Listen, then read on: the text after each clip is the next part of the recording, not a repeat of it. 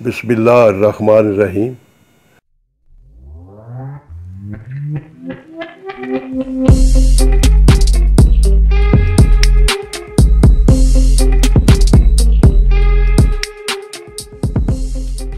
Article 27 has the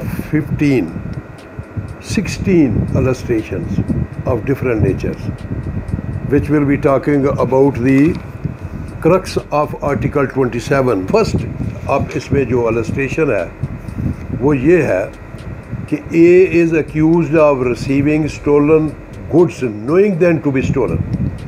A को के पास कोई सामान है, वो stolen property है, उसने वो receive की है.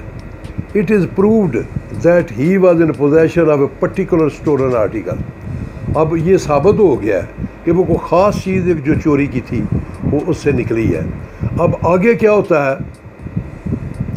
The fact that at the same time when that particular thing was taken into possession being a stolen one, उसके अलावा और भी चीज़ें थी पड़ी हुई थी, वहाँ stolen property थी. तो वो जो है the fact that at the same time he was in possession of many other stolen articles is relevant. तो वो और भी जो स्टोलन प्रॉपर्टी उससे निकलेगी, हम तो पर्टिकुलर चीज़ के लिए गए थे, वो रिकवर हुई, लेकिन वहाँ और भी पड़ी हुई थी, तो वो पड़ी हुई जो थी वो भी रेलेवेंट हो जाएगी एज टेंडिंग टू शो. क्यों रेलेवेंट हो जाएगी? वो उसको शो करेंगी that he knew each and all the article which he was in possession to be stolen property.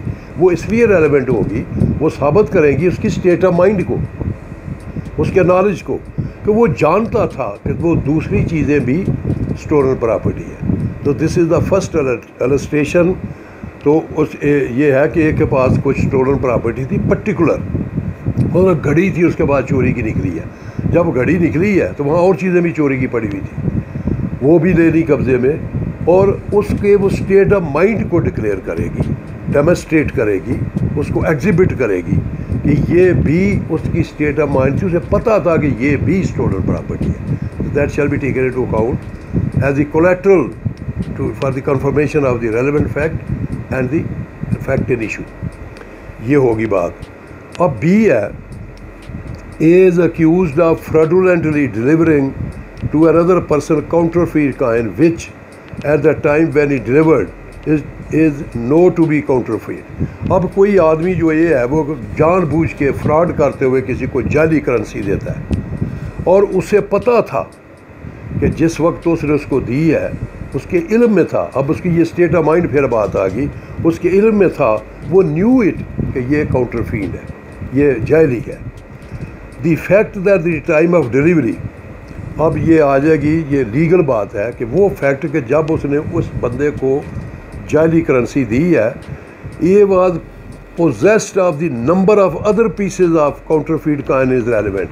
उसके पास जब जो उसने पैसे दिए हैं, एक बंदे को जाली करेंसी दी है काउंटरफीट कॉइन, उसके पास और भी पड़े हुए थे. वो और जो पड़े हुए थे वो इसको साबित करेंगे कि इज़ एक्चुअल वन, वो भी रेलेवेंट होंगे to demonstrate is mental condition, state of mind. तो उसे जान पता था, तो लिहाजा वो एक्स्ट्रा होगी एविडेंस कि जो इस जाली इसने किसी को दिए हैं, पास ऑन किए हैं, वो इस चीज़ का सबूत है कि नोइंगली उसे पता था कि जाली है, क्योंकि उसके बाद और जाली सिक्के पड़े हुए थे. ये भी हो गई. अब as the fact that A has been previously convicted of delivery to another person a genuine a counterfeit coin knowing to be genuine. अब ये भी एक बात थी, तीसरी बात भी आ गई है कि वो पहले भी किसी को जाली सिक्के देने में उसको कन्विक्शन हो चुकी है, प्रीवियस कन्विक्शन, तो वो भी रेलेवेंट होगी. जब उसका सब्सिक्वेंट ट्रायल होगा तो प्रीवियस कन्विक्शन भी रेलेवेंट होगी कि this man is habitual, this is the state of mind. ये उसका जो ज़हनी डेमोन्स्ट्रेशन है कि ये हैब्चुअली बंदा है, ये इन सिक्कों में, ये ऐसी चीज़ों में डील करता है. सी है जी, A sues B for damage done by a dog of B. अब ए ने बी के ख़िलाफ़ को दावा कर दिया है, इसलिए कि बी ने कुत्ता रखा हुआ है, उसे पता है वो बड़ा जहरीला कुत्ता है, वो लोगों को काटता है. अब क्या होता है?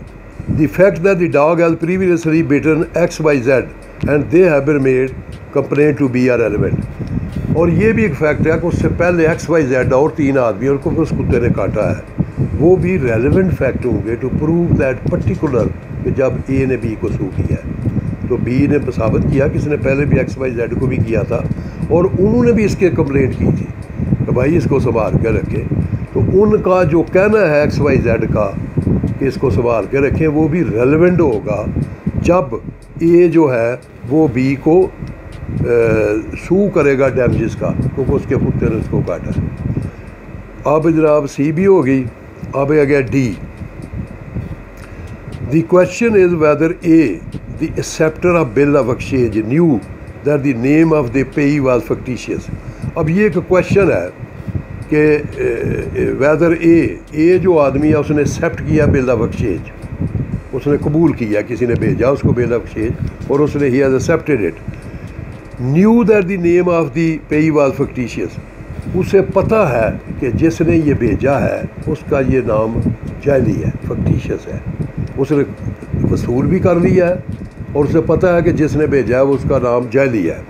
The fact that A had accepted other bill drawn in the same manner, और ये भी फैक्ट है कि इसी तरह का और बिल भी जब ए ने एक्सेप्ट किया तो वो भी इसी तरह फैक्टिशियस थे, लिहाजा वो भी इसका जब ट्रायल होगा तो वो भी उसका रेलेवेंट फैक्ट होगा जो प्रीवियसली उसको करता रहा। इस ऑर्डनरी कोर्स ऑफ बिजनेस में उसकी स्टेट ऑफ माइंड है कि ही इज़ हैबिचुअल, वो भी रेलेवेंट हो गए। That could have been transmitted to him by the payee of the payee has been a real person is relevant as showing that it knew that payee was a fictitious person, और उसे चूँकि पता इसमें कि पता है कि fictitious है, इस तरह के और भी उसने रिसीव की है तो वो भी सारे fictitious थे। आ गया सी जी। ए is accused of defaming B by publishing an imputation intended to harm the reputation of B। अब ए एक मुलज़म है, उसने बी के ख़िलाफ़ कोई डेफेमेशन की है, पब्लिश की है, तो उसको ask to harm the reputation of B की, ताकि इसकी जो रेपुटेशन है उसको नुकसान पहुँचाया जाए।